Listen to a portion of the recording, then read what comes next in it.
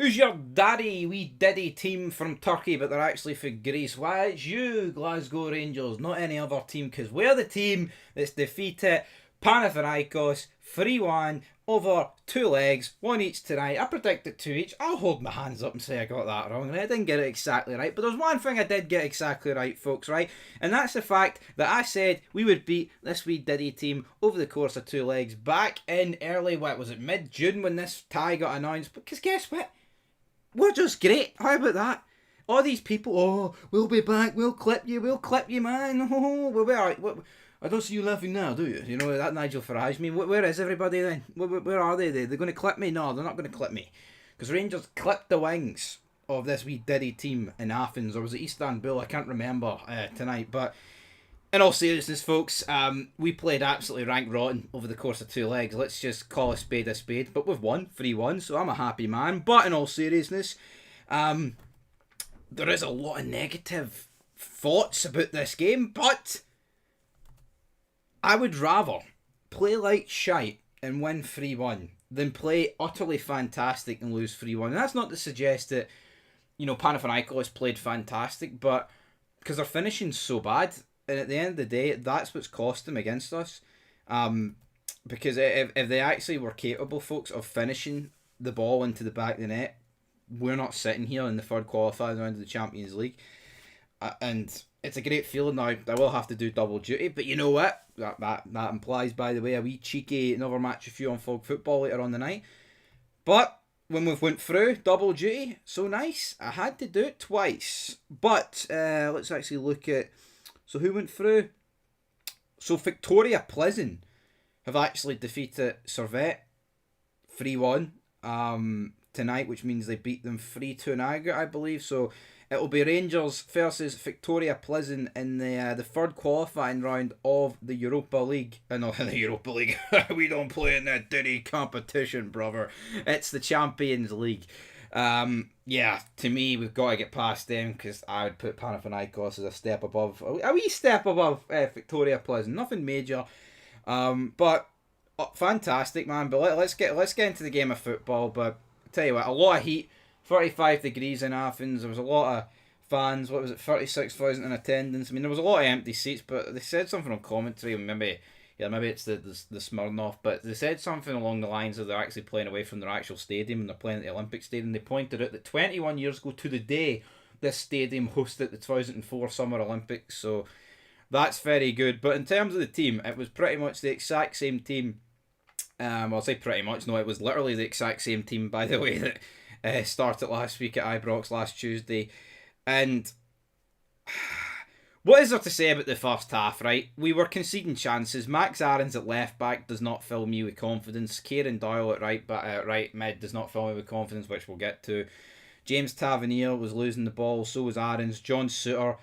I mean, I think for the second Champions League qualifier in a row, if you were to pick the best defender at the back four, it's De Giga.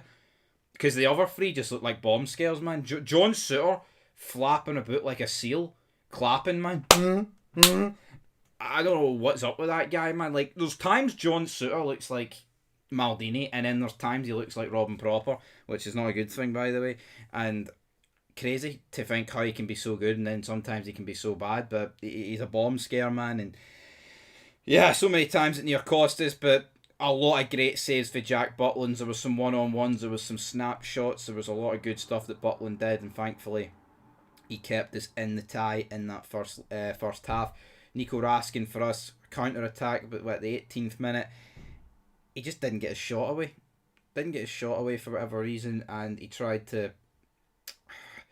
He just lost out to the Panathinaikos players in the counter-attack, which was crap, because he actually could have played it outright to a few people, but he didn't do that, so, yeah, that was far from ideal from a Nico Raskin. I thought Raskin was a bit...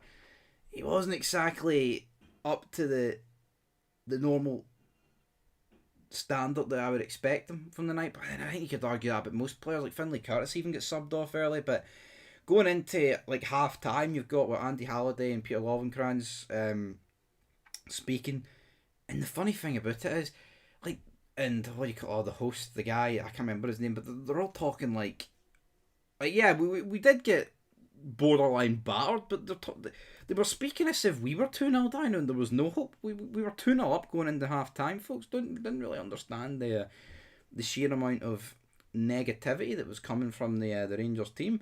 Well, from those pundits, sorry, towards the Rangers team. Like, yeah, it's not been ideal, but at the end of the day, we haven't conceded. It's 2-0. We're like 45 minutes away from going through in the Champions League. I mean, what else can you really ask for, if we're being honest? So, yeah. Then what we had was Palestri, I believe you pronounce his name. So he's the what do you call him? The former Man United winger. He sliced over for close range. I don't know how many times like Panathinaikos had a player like edge of the box or in that kind of area where it would come to them and they would just like it was like a field goal or something. They would just boot it out. Crazy, but Andy Halliday also claimed at half time was a minor miracle that his former side had not conceded, which I mean I can agree with, but I don't know why things were so like downbeat. It's like we're 2-0 up, you know, accept it. Going into the second half though, they finally got their goal. I mean, I'd love to sit here and say, oh yeah, shite defending. Why have we not learned? Folks, we're playing Kieran Dowell and he's fucking he's lost his man here. There's nothing we couldn't have already have told you so it would happen. I just don't understand the purpose.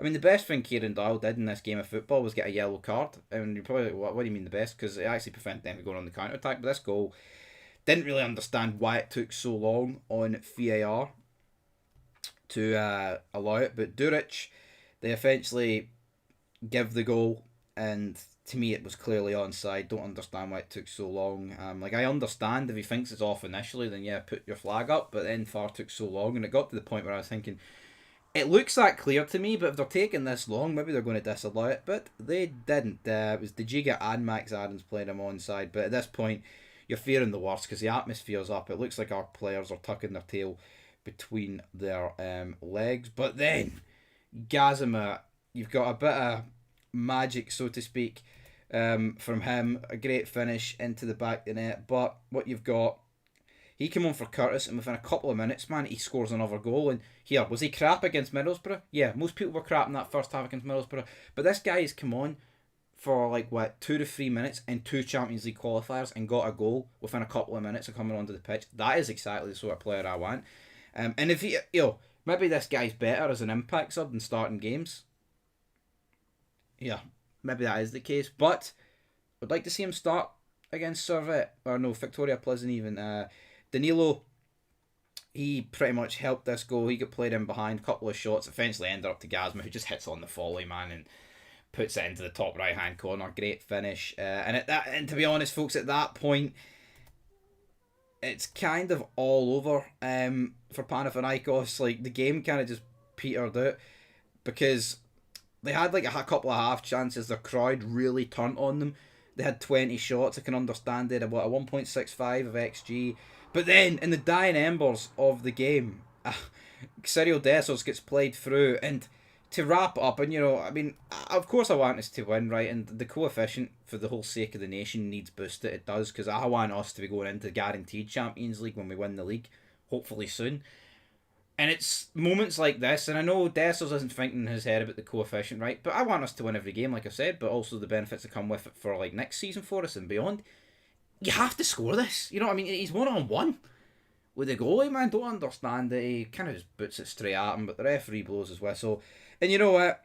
To beat Panathinaikos 3-1 over 2 legs while playing borderline awful for most of it, that's good. It makes you think, well, what's going to happen when Russell Martin, like, over the course of 180 minutes over 2 legs, gets it right? What's the damage going to be? But I don't know what the damage is going to be. We got incredibly lucky, in my opinion, but at the same time, we kind of knew in Martin that to take a step forward domestically with this guy's tactics, you were probably going to take a step back in terms of European antics and games. So, yeah, but you know what? We've guaranteed Europa League football. That's a crucial thing. Up next, we've got Servette, and then obviously, not Servette, I keep saying Servette, Victoria Pleasant, but if we knock Victoria Pleasant out, then you get the guaranteed big money. Well, I'll say the big money, like what, the 5.5, 6 million you get for the Champions League playoff, and then you never know, man. We could get another toasty draw, and we could be getting that. So, looking forward to it. But that's it.